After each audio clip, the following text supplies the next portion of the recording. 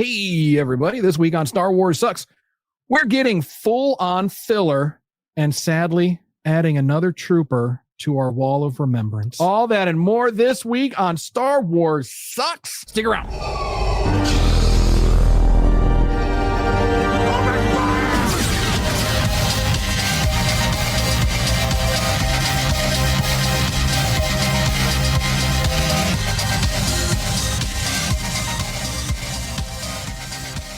Howdy, succulents. Welcome to Star Wars Sucks, your non-toxic, low-sodium Star Wars show that doesn't make you feel bad for not knowing that the protocol droid C-3PO, made by a 9-year-old Anakin Skywalker, is fluent in over 6 billion forms of communication. So whether you're a hardcore fan or just a little swarzy curious, this is your Star Wars safe space. We are the Circle of Nerds, and we do absolutely love Star Wars, even if we don't always like it. So let's meet the nerds, shall we? To my left, your right, star of stage and screen, it is the sensational Sherry. Hello, everyone. How you doing? I'm good. How are you? Doing all right. Sorry I missed last week. That's all right. Things happen. You were off on a gig, right? Doing something sensational. Yep, something sensational. I don't know what that was, but Sitting with my brother. That's okay. But sensational nonetheless. That's right. All right. And hailing from parts unknown, it is T to the Oni. That's you, buddy. Welcome back, everybody. Poor Tony. Tony, are you all right? Tony's asleep. Tony's like zoned out. Aw. Works hard. I'm here. I'm good. I know you're here. Are you okay? I'm Tony? great. Okay. All right. All right. And joining us once again, welcome the daring and courageous pilot of the infamous Parma Flyer. It's Crash. How's it going, everybody? Hey, how you doing? Welcome back. Thanks for having me. Of course. Nobody else will. All right. Damn. No. Cold but true. And I am Tommy D, your more than slightly obnoxious Star Wars know-it-all. So what are we doing here? Our mission is to watch all of the canon Star Wars films and TV shows in chronological order, breaking them down, connecting the dots, and learning a bit more about Star Wars and maybe a little something about ourselves along the way. So warning up front, there will be spoilers. So last week, we said homework for this week was Star Wars, The Clone Wars, Season 1, Episodes 9 through 12. So we are continuing on that journey. So coming out between December 2008 and January 2009, and all episodes take place approximately 21 BBY. This batch starts putting more things together and begins introducing us to new characters. These episodes are arguably filler, but we do begin to see the foundations for other things that are yet to come. So while these may feel like filler, like they kind of are, but we're still seeing some relationships develop that will come into play in further seasons. So, you gotta bear through a little bit of this. So it's the Clone Wars. There's 7 seasons and 22 episodes per season. So there's going to be some filler here and there. Right. That's what you got. That's what you got.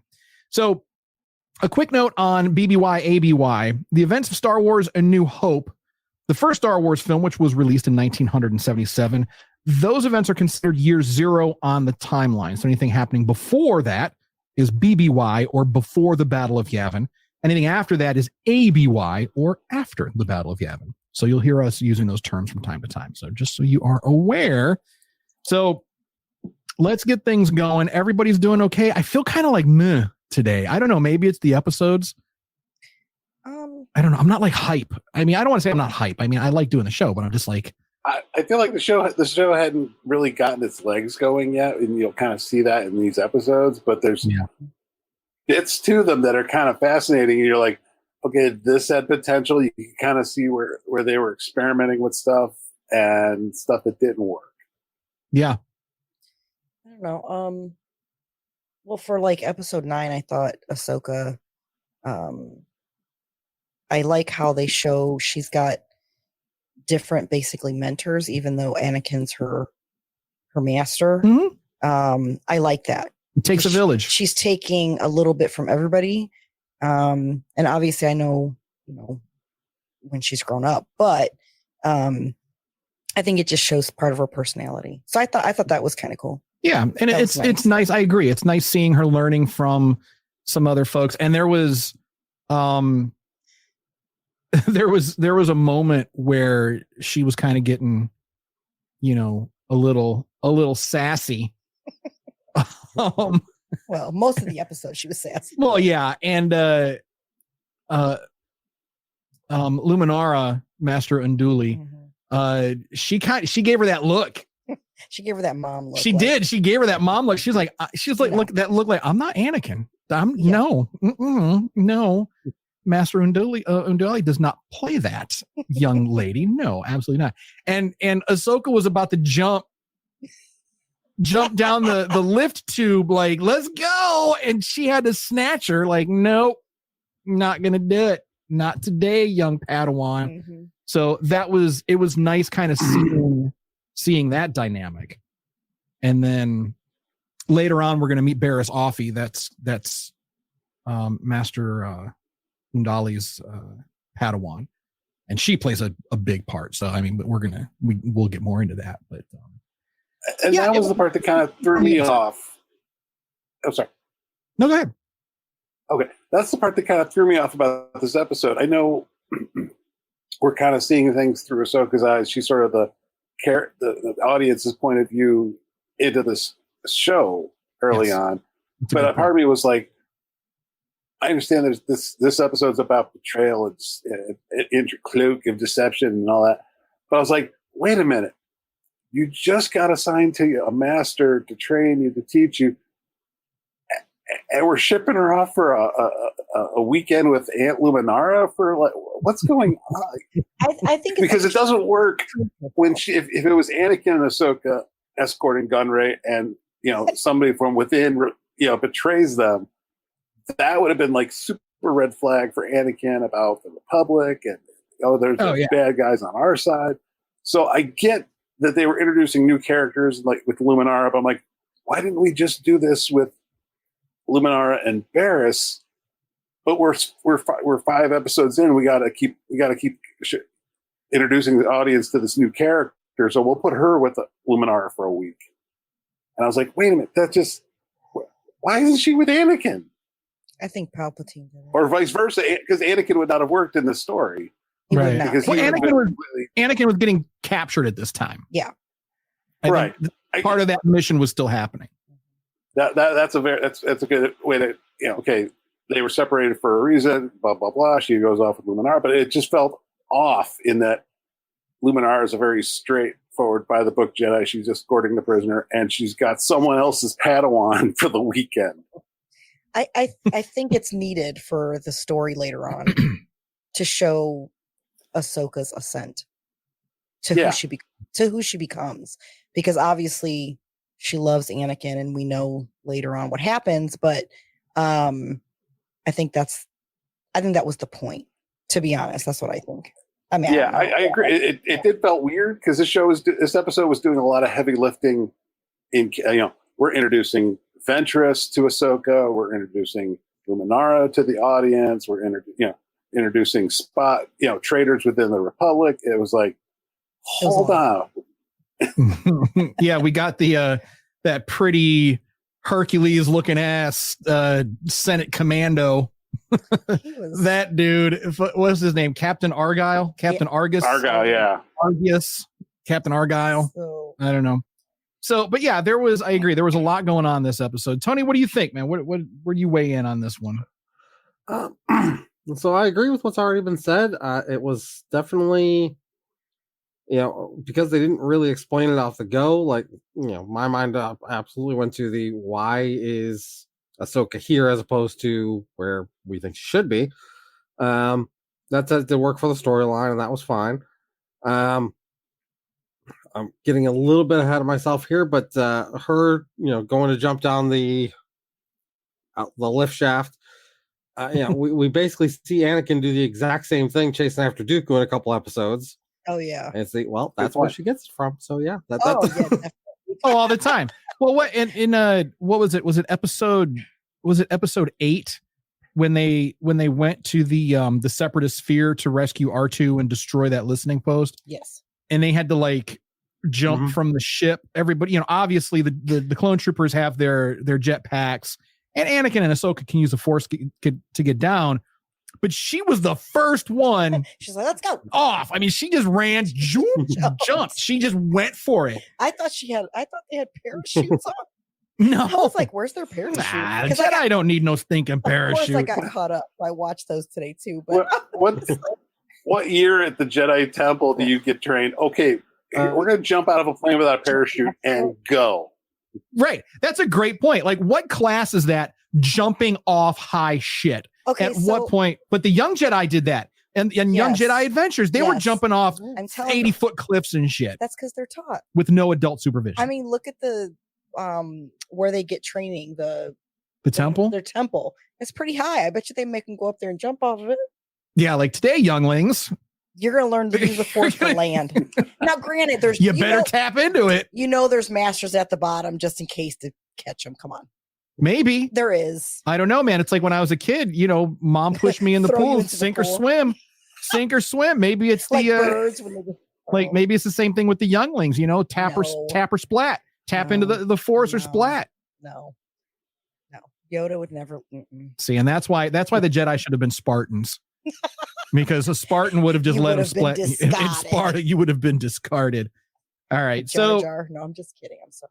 So this episode is kind of a continuation off of the week prior because, we that was the one with Jar Jar and Padme. So they captured Viceroy Newt Gunray, who is just still salty as fuck over the events of the Phantom Menace. So it's like he is still salty with Padme over shit that happened like 10 years ago.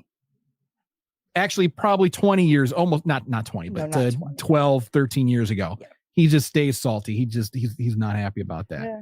So, but I don't know. What do you guys think? Is this watch it, skip it? I think watch every episode, filler or not. Oh yeah, because there is still little tidbits. But it's definitely not an essential episode.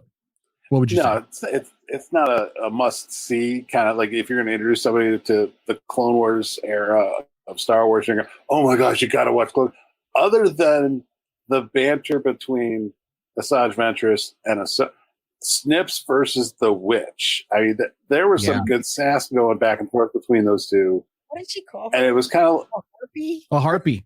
The hairless harpy. Yeah, the hairless harpy. And it was like, you could just see where, okay, we're going to take these two, and there's going to be a little feud between them and her master. And, oh, yeah. They were kind of playing Ventress for the long run, and you could tell this was a great introduction to the apprentice getting it. Just like in the last, story arc, Ahsoka gets to go one-on-one with Grievous, and you're like, there's a mismatch. But she held her own, and then she holds her own against Ventress, and it again. They were building up Ahsoka as not the main character, but the audiences, the kids in the audience's perspective of, okay, you're a kid, you're a Jedi, go fight this General Grievous guy, go. How would you react? And there they can relate to these big situations Ahsoka keeps finding herself in. Ahsoka is the target audience for this first season of the Clone Wars. And a lot of people do shit on the first few seasons of the Clone Wars saying, "Oh, it's for kids, Yeah, it is. It's absolutely for kids. Right. And it's kind of brilliant if you think about it, because Clone Wars went on for 7 seasons. And as the target demographic, as that audience matures, so do the stories. Like, oh yeah, they get dark to a like a dark degree. I mean, so as these young children that are watching the show start transitioning into their early and mid teens, it's like Harry Potter. Harry Potter is generational. You've got kids that they grew up. Their first film was Harry Potter, and that went on for 10 plus years. Those movies. So you're growing up with them, and so you can really relate to those characters. I agree with you. I think Ahsoka, she's definitely the point of interest here. She, again, not the main character, but I think we do eventually get a nice balance between characters. You know, well, the show's kind of cursed with a double-edged sword or lightsaber, if you will. Almost everybody we know as a main character in the show, we know is going to make it to episode 3. And before we figured out where Ahsoka fit into that puzzle and why is it, everybody kept, as soon as they introduced her, the first words out of everybody's mouth other than, stupid kid, was, well, she wasn't in Revenge of the Sith, so she's got to die, right? No, we're going to get to that. Right. But it was just, she's one of the few characters, her and Rex are one of the few characters that had potential for new story, new directions that wasn't like, oh yeah, Padme's in danger, but don't worry, she survives. Or Anakin, oh god, he's gonna die. No, he's fine. Right. Well, like with R2, it's like, R2 is not gonna get scrapped. I mean, it's like, but like with characters like Ahsoka, initially when you're watching it for the first time, and hopefully we're not spoiling this for anybody, but like when you're watching this for the first time, it's like, yeah, you do have that mentality, like, well, we don't see Ahsoka in any of the movies, and this was the first time in over 10 years that we're getting new Star Wars content. So we have nothing else to really go on when this came out. And it's like, well, does Ahsoka have plot armor or not? Like because we don't see her anywhere else, we don't see her in the original trilogy. So all we can do is speculate that sometime between the Clone Wars and the original trilogy, she's sauced. I think that's the fun of it. Yeah, because you don't know. Because you're going to get attached to her, which I know I have. So, but I know. Sure, and it's a great character. But... And then, like I said, now, like seeing this now, as we get to the Ahsoka live action series, there's a couple scenes in there that become more heart wrenching once you see the development of Ahsoka now. When you see her relationship with Anakin and Obi-Wan and, even R2-y, it's like, and Rex, and Captain Rex. Yeah. There's a scene in Rebels that every time I see it, I don't want to say, specifically what it is. There's a specific scene in Rebels that gets me every single time. I see it instantly, eye water, done, hand me a weakness tissue because I'm done. I'm done. It's just, I'm passing eye water like it's crazy. So it's out of control. The emotional toll of these cartoons cannot be overstated. And Tommy knows this. My sister, I call her Snips because she's 10 years younger than me, and she came up through the Star Wars fan groups. We were hanging out together, and everybody, all the guys my age, sort of dismissed her right away. Oh, it's Crash's sister. Oh, it's just that's just that kid. Just that kid. She is smarter than 90% of the dudes I know. She's smarter than me. And when Ahsoka came out, the first trailer popped out, and there's this moment where like Obi-Wan, are you crushing another ship? And she just pops her hand and goes, yes. Like totally C-blocking Anakin in front of Obi-Wan. I'm like, holy hell, that's my sister. Okay. And that's when I started calling her Snips. Love it just stuck. And she is a big Ashley Eckstein fan. Ashley knows us for years now. We've been going to all these conventions and stuff when we meet her. And we told her, we told her the story. She knows about her nickname. She knows that it came from, and it's like that character resonated with, I call it the prequel babies. It's like my sister. Yeah. She grew up on Phantom Menace, Attack of the Clones. That era of Star Wars was when she became a fan in her own right. And Clone Wars was beautiful, and Ahsoka was beautiful because Dave said, okay, prequel babies, here's this new character we're going to drop into the middle of this timeline that you already know, and we're going to do some stuff. And we know we're not going to see her later on, but we're not going to tell you why. So just go along for the ride. As somebody likes to say, and maybe learn a little something about ourselves along the way. There you go. Ahsoka is arguably one of the best written characters in the franchise. I would say she's either on par with Anakin, because Anakin has a great story, great redemption arc. It's beautiful, but it's like even with the redemption arc, Ahsoka doesn't have one or need a redemption arc, but she carries the weight of Anakin's actions. Yes. And they covered that beautifully in Ahsoka. I'm sorry. I agree. They covered that part of her beautifully as a grown-up, having lived through her master's failure and the burden of that on her, even though it wasn't her fault. No. I can't wait saying, oh my gosh, I left him and he became this. I can't wait to start getting to deeper into that as we get into the Clone Wars and Rebels, and then we got a long way to go before we can get to the Ahsoka TV series. So, all right. You know what? I thought about throwing in, like, every now and then I'll when I'm researching stuff too online, I'll find like people will post like continuity errors, which are kind of fun. Sherry, I think we found a couple.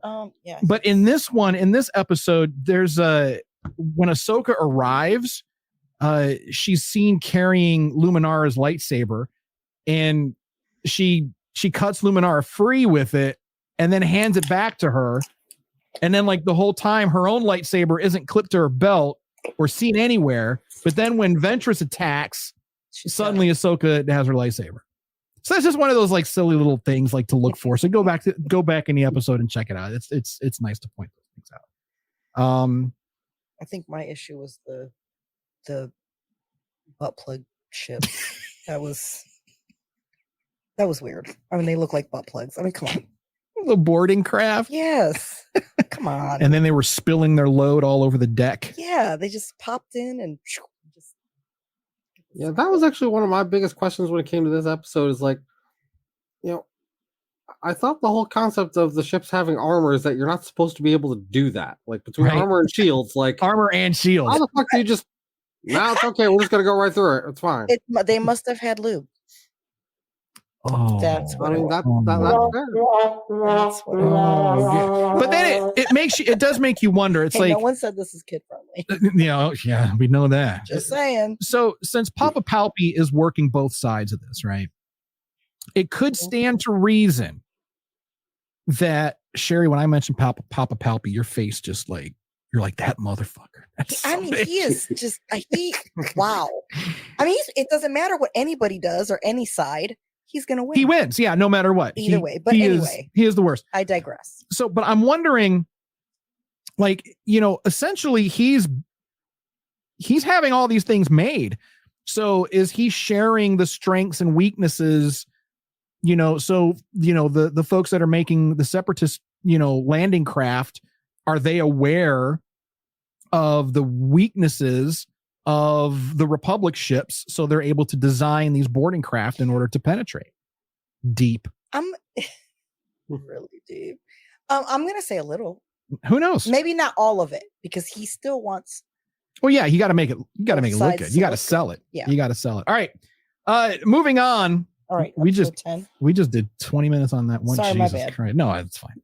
It's okay. So this one, the Lair of Grievous, pretty interesting episode. We're off the Newt Gunray thing now, and then this time, once again, we have the Jedi and the clones breaking into someone's house. Well, they didn't know. The home of a decorated war hero, General Grievous. They didn't know. Well, it's kind of a continuation, because they were chasing the escape of Gunray to this place, and so it's an indirect. Yeah. But now the episodes are all starting to tie together a little bit more instead of being like one-offs. That motherfucker knew what he was doing. Of course he did. He set up General Grievous. But I just, again, who polices the police? Who polices the Jedi? Breaking into people's homes, uninvited, and Grievous is a decorated war hero. He's okay, Kieran Travis, settle down. I'm just saying. They also killed the poor guy's dog. I mean, yeah, killed his dog. Yeah, killed his dog. What was his name? Gore. Yeah, I was like, no, killed little baby Gore. Like, fucked him up, cut off his tail, his hands, and just. Do you notice that? Well, I mean, that's a trend. Decapitation. I mean, Luke's killed a baby, an animal. Yeah, everybody kills animals. So obviously, there's no with the Jedi. It's a trend. They break into people's homes. They've been doing that since the Acolyte, clearly. Yeah. You know, and they kill people's pets. My issue. Yeah, Luke. They also killed a healthcare worker, by the way. What? Huh? They also killed a healthcare worker, by the way. They did kill a healthcare worker. Okay, You're was a right. dick. He is a dick, but he's a healthcare worker. He's not a combatant. He did not have a good bedside manner. But Tony, you're absolutely right. He was a non-combatant. That's true. And he was there to assist a disabled veteran. That's true. And they cut his head off. Well, they cut his legs off. Oh, well, his head, yeah. Yeah. EV4 or EVA4D. Listen, so my question about the animals. We know the Jedi can use some mind powers on motherfucking animals. We've seen it. So why would you have to kill it? Poor Gore. Just use your Jedi mind trick and have them sit down or some shit. Where's the Ahsoka's APL? done it. Where's the APL, the Animal Protective League? Where are they? Ahsoka didn't kill her Hellcat. Right. Yeah, Okay? she got attacked by a saber-tooth tiger, and she was an infant, and everything was cool. Right. But no, the Jedi come in, lightsabers are swinging. It's like, oh, it's attacking me. I gotta kill it. Break into my home and kill my pet. See what happens. I'm just saying. And again, Kit Fisto, smiley motherfucker. He really does smile. He smiles a lot. I gotta say, And his Padawan. one of my notes on this particular episode is however they animated his eyes is just cool as fuck. Yeah. You're right. I agree. Yeah, you're absolutely right. He's high. And he looks Jamaican. I'm just joking. Yeah. I mean, he's pretty chill. Yeah, he is chill. So he's either high or on some shrooms. I don't know, but He's high on the Force. oh, I mean, that's all it is. That's He's high on the Force, man. It's you're like, correct. I mean, you know, him and Yoda have been hitting the pipe together. It's fine. You know they do. yikes. Come on. And how about his Padawan? How many opportunities does he miss to say it's a trap? I know. Was pissed. I know. I was like, come on, Dave. No. But can we at least give Phil Lamar some credit? For that character, we've known him for a while. It's just the face, the smile. The voice was just dead on perfect for that character. Oh, yeah. Like a deep Jamaican. I don't know what you would. For Kit Fisto? As soon as he spoke, it was like, yeah, man. That's what he sounded like. Oh, yeah. He was, I liked him. He was chill. I'm sad his Padawan died. I mean, I didn't, know him that well or anything, but that was sad. Well, and that was sad, but it was also, you could tell that was almost like the early hint of Dave Filoni's samurai movie. If you loved Ahsoka, this was the preamble for that. Like, there was a very samurai vibe to this episode. Yes, there was, but it's like statues of Grievous before his accident, before he became a disabled veteran. Yeah. I gotta say, the way they took out the young Jedi Knight in this one very much reminded me of how they took out Jackie. Oh yeah, yeah, you were right. But like, Grievous, okay, I'm holding my own. Oh, you sneaky bitch! But Grievous straight up just bucked him down, blasted him. But he was angry. He was emotional, and I think that's what happened. He went in angry. He was ready to fight. He went in angry. He did. So Jackie, I don't feel she was angry. I feel she was just doing. She was aggressive, but without being angry. Right. Yeah. Yeah. I'm not comparing the characters as far as their arcs. I'm just saying the way they died. Yeah. That same. Yeah, and she got prison shanked, and so he got. Yeah, he did. He. It was Grievous pulled out that blaster pistol and just. I was like, ooh. Pew pew pew! Killed her with a clone pistol. It killed him with Yeah, poor Veb. But so many as a Mon Calamari, so many opportunities for him to say it's a trap. So many opportunities. Yeah, I'm sorry, it was a missed opportunity. I was waiting for it because I was like, oh, is he going to say it? And I know that's stupid, but it's just fun. You can't use that phrase. Only we can use that phrase. They resent that stereotype. Oh, it's so all right. You know would what? you say it's a stereotype? It's a negative stereotype. Why is it negative? We'll retract it. It's a trap. Maybe it's a little bit racist to assume that all Mon Calamari say that. So it's. I didn't say they all say that. I thought what? I don't know. Let's just before we get in. Let's just retract it, and I'm not retracting shit. I might. We'll edit that out. We'll fix that in post. No, because he's not. we can't. I don't know. It's a trap. It's a trap. The only reason I like it is because of Big Bang. Big Bang Theory, yeah. Because Sheldon does that. Sheldon does that. So if you know, you know. So. Oh wait, but it was not J-Lo. It was a fun episode. It was nice to see a little teeny tiny little peek into Grievous's past. They really didn't connect a lot of those dots for us. It was interesting. It was interesting to get just that little bit of a peek, and also we do like to remember fallen troopers. So we're going to get to that point now in the show where we remember, because it was in this episode, where we remember fallen troopers who meet particularly gruesome ends. So this week we're remembering Molten Incinerator Vat Trooper. Rest in power, King. He fell to his death in an oddly placed molten pit.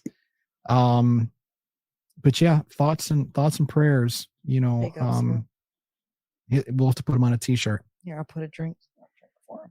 So yeah, because I think who was the clone commander that was with them? Phil. There was Niner and Bell, but I think they were Niner and Bell were outside. They were guarding the ship. I think Commander Phil.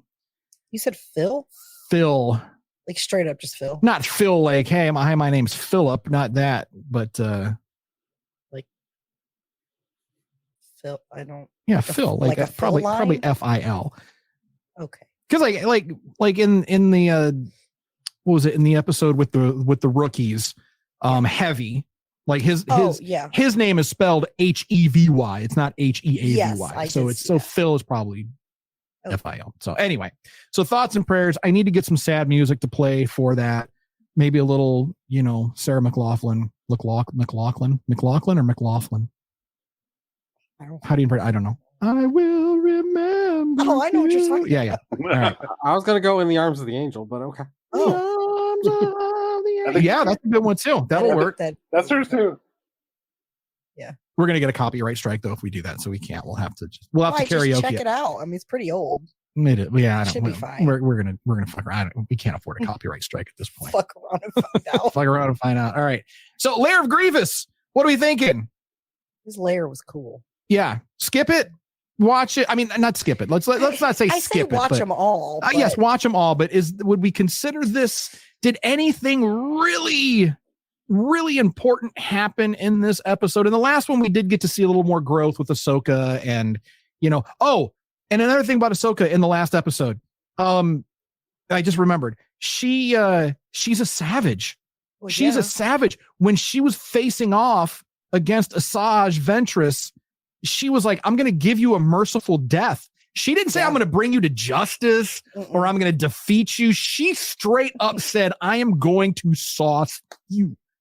You are getting murked today, you hairless harpy. That's unalive. Oh, yeah, that's what you're supposed to say, unalive. Which she was straight up trying to unalive the hairless harpy. Just say sauce. It's fine. Sauce. She was going to kill her. She was going to fucking kill her. I will give you a merciful death. Well, that's after she called her a hairless harpy. No, yeah, there's that. And a witch. A bog witch. A bog witch, yeah. God, I kind of want that to be my name. The bog witch. The bog witch? I can change that for you right now. The bog witch. Done. We're going to make that happen for you. No worries. I mean, no one's going to see it because it's, because you suck. I'm just kidding. Yeah. All right. There we go. You are now the bog witch. Let it be said. Let it be known. Let it be written. Let it be done on this day in the year of someone's Lord, August 2nd. Not mine. The sensational Sherry has now been dubbed I'm out. The bog witch. All right. Anyway. So the Lair of Grievous, does anyone feel like anything like really poignant happened? So I thought there was going to be something fairly poignant. and they didn't take it as far as I was hoping they would. When the doctor is working on Grievous, and he's like, why did you agree to the procedures? Yeah. And and then he mentions, you might feel something here.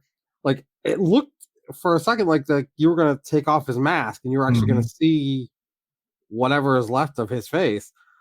And it felt like the right time to just do a quick, flashback to whatever caused him to make those decisions. And in that moment, I was like, oh, yes, show me. I want to see this. And then they just didn't. I was like, oh. But it definitely made me want to know more about the character pre his operations. Right. I think that's why they showed the statues, but that wasn't sufficient enough. Right. A flashback, you're right. It would have been great. Just a little snippet. Yeah. And he was like, he said, and Grievous was mad. He was like, they're enhancements. Mm-hmm. He was very adamant about that. So it's like, he knows, that he is disabled. He's not disabled, but he's handy capable. Correct. He's handy capable. Well, it's interesting. I can't remember if it was Dave or George who said that Grievous was a prototype to Vader. Like you were talking about Palpatine and how he manipulates situations. Grievous is the beta testing for what Vader becomes. Yeah. Oh, I like and that. It's fascinating to see the upgrading and process where it's like he sees it as an upgrade, whereas Anakin, in the lore and stuff, that first version of Vader was kind of lowest, bidding budget, kind of cheap, and then I guess over time he upgrades himself. Yeah. Whereas Grievous kept thinking he was the upgrade. Okay. Right. And Filoni, I'm reading right here. It says Filoni said, I tend to think of this episode as more of a look into the mind of Grievous. To kind of get a little bit more of a connection to Grievous. I don't know if we really got that. I think he just, like I said, he just tried with with the rooms and then what he said to the doc. Right. That, but he didn't have a lot of time either. Right. They're 26 minutes or whatever. So. Yeah. So maybe we need, like we had Tales of the Jedi, we had that nice little story with Dooku. We got a little bit more connected to Dooku. I'd like to see something like that about Grievous. Oh yeah. Like a little, maybe pre-war Grievous. Yeah, I agree with you. Yeah, they're great. It'd be a great filler, like a Tales of kind of story. I don't know if they would have wasted a whole Clone Wars episode on it. That's why you got a little statues, little hints of it, but you really can't go into. Oh, let me explain my tragic backstory to you while these two Jedi are hunting me through my own building. Right. So we got a little taste of it. And what's cool is you can in the books I don't think it's canon anymore, but it might be EU, but Dooku shoots down Grievous and then puts him back together and basically says, "Oh, I saved you." And that's how Grievous gets working for Dooku. He kind of has a life debt with Dooku, but even though it was all set up, right? But that's just one that if you buy into that, if you believe that, cool. But then in this version, we're seeing something a little bit different. So it kind of leaves it up to the viewer. What do you want to? What story about Grievous do you want to believe? Because either way, it could work. Yeah. So, all right. So that's the Lair of Grievous. Not essential, but worth watching. And again, thoughts and prayers to Molten Incinerator Vat Trooper. Poor guy. Rest in power, King. All right. So moving on, we've got episode 11 and 12, kind of a two-parter. The boys go to verify that Dooku was in fact captured by pirates. We get to see one of my favorite characters, Hondo. What a cool guy he is. Of course, he's a Weequay pirate. And he gets around. We're going to see a lot more of Hondo. I just What? I just don't understand how Dooku even got captured. He's pretty powerful. He could have took them out. I know he was stuck on the planet, but I don't know. I just the way we've been following him, I just don't see him succumbing to that. Everything happens for a reason. Oh, I know. Everything is set up for a reason. So I don't know if Palpatine told him, like, just do it, dude. So, it was a setup, I'm assuming. That's all. I just thought that was weird. Because Dooku's powerful as fuck. Could Dooku, he could have choked all of those motherfuckers out all at once, to be honest. Or at least like force push them away right, to get himself in a position to start, cutting motherfuckers up. Yeah. So obviously it was set up. Okay. Because he did kind of go easy. I mean, come on. He went out like all calm. Like, oh, okay, just go ahead and take me then. I'm like, what? Well, what are you guys' thoughts on that? You wonder if he was, first we start off, he's captured Anakin, and whether that was a setup or, they were trying to, please bring me aboard your ship. Dooku against Hondo's pirates, like, he's powerful, he's a Sith. But like Ahsoka, you see later on, where Anakin sort of trained her to defend against multiple shooters. I wonder if Dooku's fencing style was just not up to that. Maybe he just sort of like, okay, this is a little more than I can take on at once. I will play the situation out. I can always fight my way out later. I don't think so, because I mean he's trained. I mean, what is it? Who was his fucking Padawan? Now that Qui-Gon did that shit, and he learned from somebody. So it's an that's interesting. It's an interesting point, because I don't recall anyway seeing Dooku ever doing anything big with the Force. Like we've seen Mace Windu do some big shit. We've seen, we know he's powerful. We know Dooku's powerful. I mean, he brought down that gigantic big ass pipe thing on the boys, in Attack of the Clones. In the cave, he brought down the ceiling on the boys. But no, I think he has the capability. I just think they said it. It was set up. Could he have defended himself against that many pirates?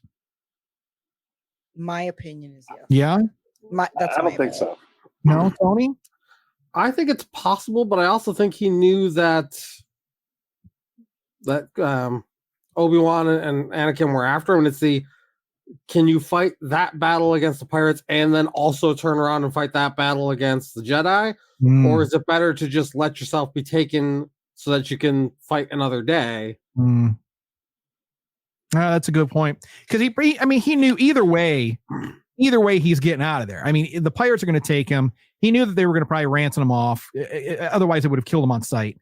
Well, again, I think it was set up by Palpatine, which is entirely possible. Honestly, whether it was intentional or not, it's kind of it's kind of the brilliance of the way that this is set up, is that any potential plot hole can be explained by, Palpatine's playing both sides.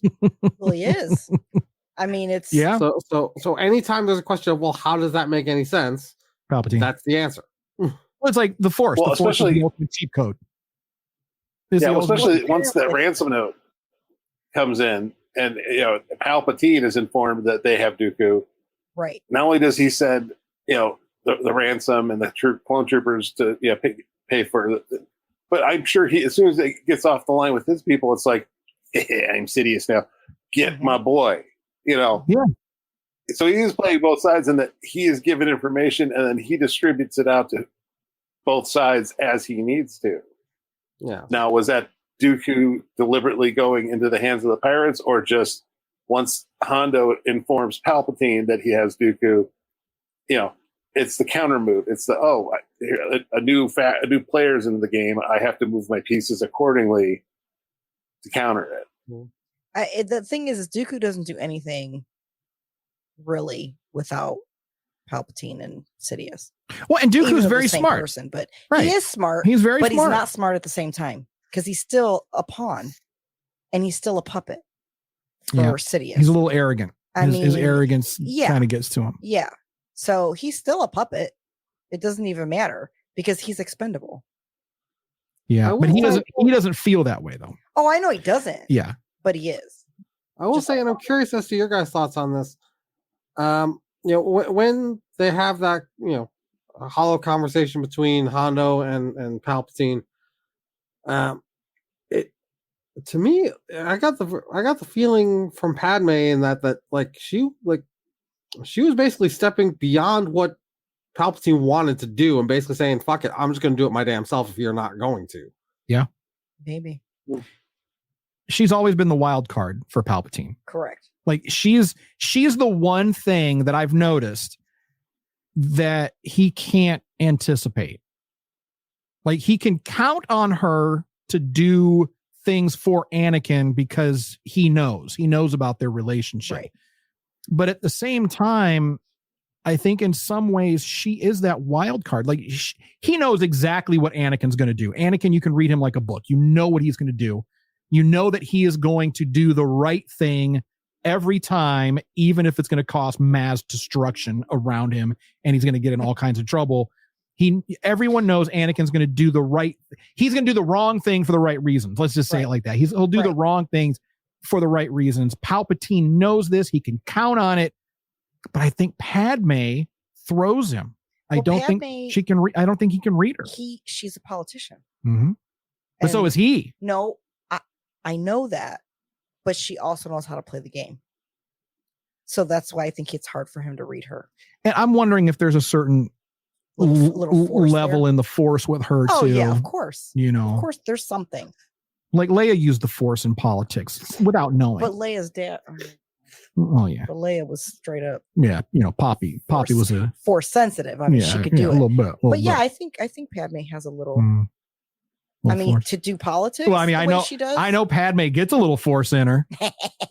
you know what I'm talking about. Yeah. Then she gets two. Oh.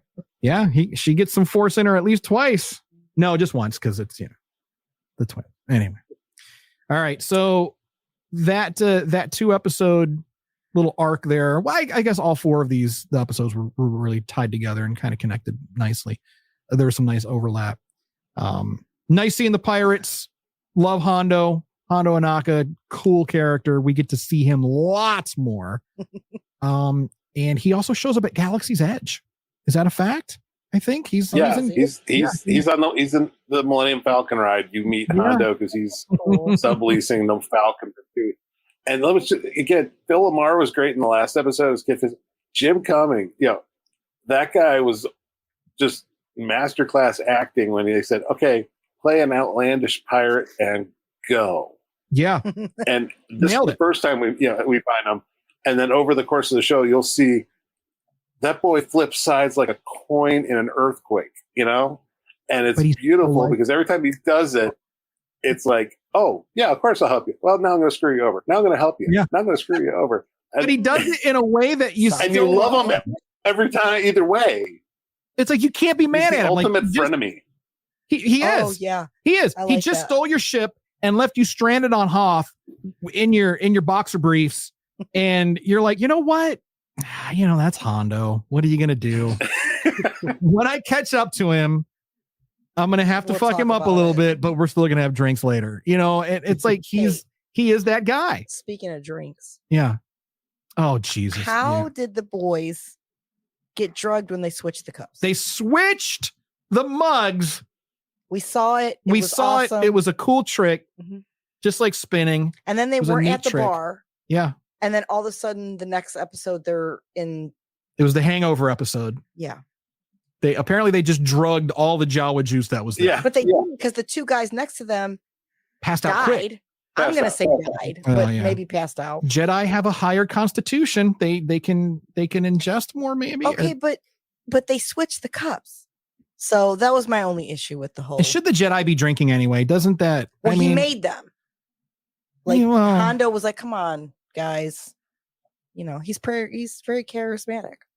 He is. That's Hondo. I think they were. You can tell Obi-Wan was trying to be as polite to the local custom of the room. I mean, right.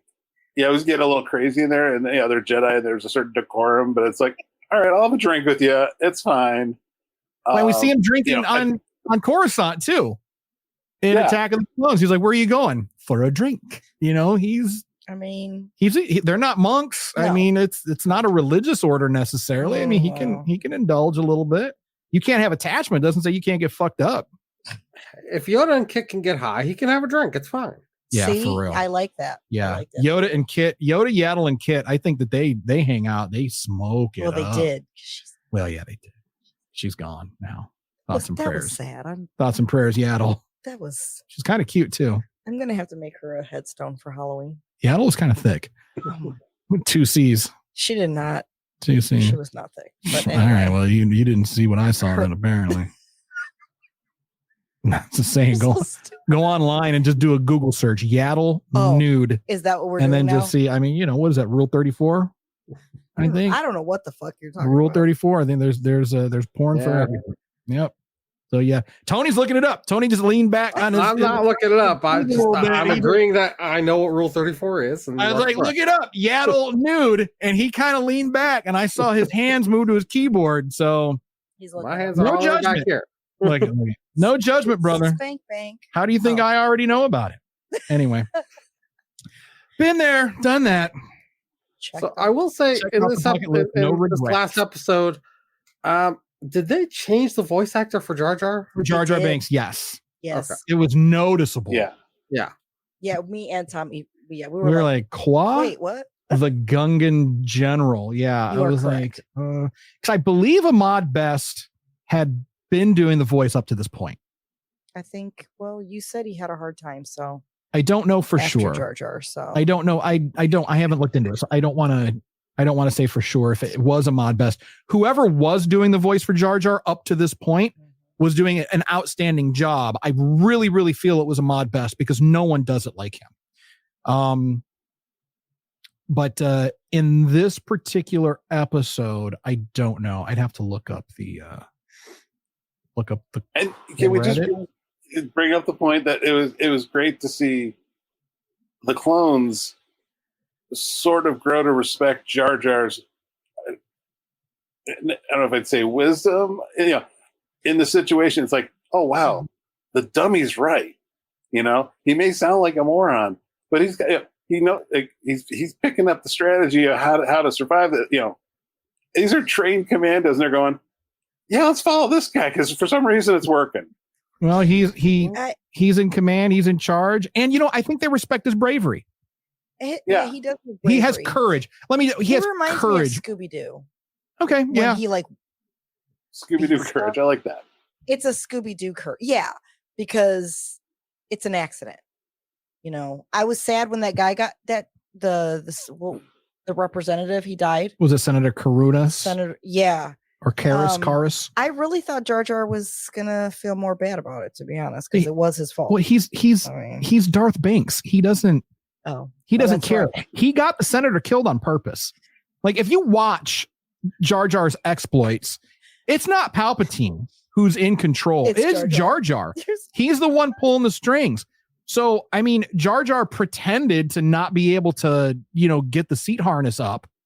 Everybody else walked over, got their seat harnesses opened up and sat down, locked in, ready to go. Right. Not Jar Jar. He was like, oh, he's so stuck. Yeah, he kept right. Like, are and you then, stupid? So the senator has to get up, fix Jar Jar's shit. And did you notice Jar Jar timed it perfectly for the senator to get up? And when he went to try to sit back down, that's when they end up getting attacked. Mm-hmm. And then his harness malfunctions and he ends up dying in the crash. And then Jar Jar's like, oopsie. I mean, yeah, what the fuck? Day, it's like, sorry, my boy. But Jar Jar did it on purpose. He has all of this planned out. If Palpatine is 10 steps ahead, Jar Jar is the referee for the game. Just to put that out there, this is all theory and conjecture. Well, of course it is. Of course it is. Like, don't think that this is real. Oh, and Sherry, you had pointed out, and I had missed this the first time, that Senator Karras's staff was the staff of Ra from Raiders of the Lost Ark. His little walking stick, his staff. Oh. That was from Raiders. You had pointed that out. I missed it the first time. Yes, That's that's how good they stuff. found the tomb. That's how they found the tomb. Even though, like, as we learned that, Indiana Jones was pointless. He was irrelevant. He but was that's irrelevant not to the the point. entire story. Correct. That's not the point. The point is he had staff. So All right. maybe he was on Earth. All right. So there you go. So yeah, and the spaceship. Oh, the flying saucer. What Too the fuck? cool. Too What the cool. fuck? I was like, are you kidding me? It's like an actual flying saucer with the little Had the sound beam and effects and then the everything. beam that they used to bring the cows up Yes. and everything. And yeah, it was great. I loved it. I have that poster, I believe. So I absolutely loved it. It was a fun episode. It was a lot of fun. yeah, So it was fun. So next week, so we're going to wrap it up. Next week, your homework is to watch episodes 13, 14, 15, and 16 of the Clone Wars. So we've only got a few more episodes left to go and only a couple more episodes in our season. And then we're going to take a little 2-week break and then we'll be back and we're going to be diving into season 2 of the Clone Wars animated. So does anyone have anything else that they wanted to say about these episodes? I thought they were interesting. No, I think we've been talking about them as filler episodes because they don't lead into any larger story. But like Right. we were saying throughout the show, there's pieces that are going to come into play later that we're getting introduced to. And it's, you say, is this essential? Is this one episode essential? No, but it's part of a larger puzzle that's going to play out over the course of the show. So you really do have to watch. I hate machete order or there's only 1 through 6 people Right. arguing about Star Wars. It's like, start at the first episode of Clone Wars, run it all the way through to the Disney Plus ending, and just enjoy the ride. Yeah, I agree. I think of these 4, I think maybe the Lair of Grievous is probably the one that is the least important, maybe. I mean, but again, No, because it shows a little bit of Grievous. Well, it shows that in Ahsoka with another master. I think that's important to the story. Yeah, her going, and we see the with Jedi other behaving people. badly. And Well, that's episode 9, not episode 10. Kelly, what is it, Tony? what's that, Tony? So Ahsoka with Luminara is episode 9, not episode 10. Yeah. But I mean, episode 9, we get introduced to Luminara. In episode 10, we get introduced to Fisto.